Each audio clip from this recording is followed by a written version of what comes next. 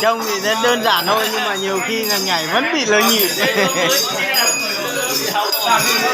Như thế là đỡ ấy.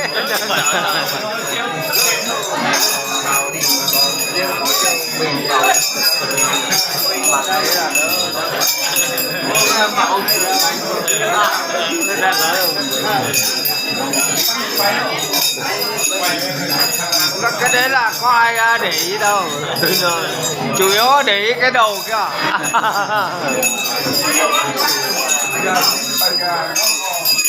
Xem có tươi không, nếu mà mấy thầy này tươi đấy, tới đây cứ mà làm nhanh lắm.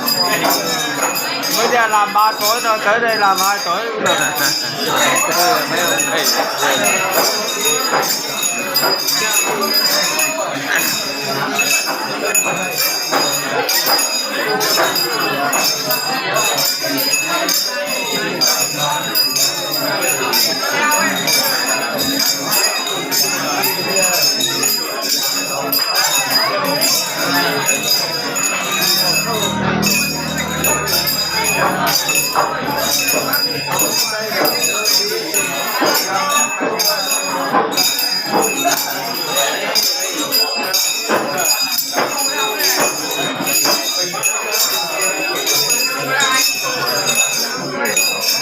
Chào anh nhá.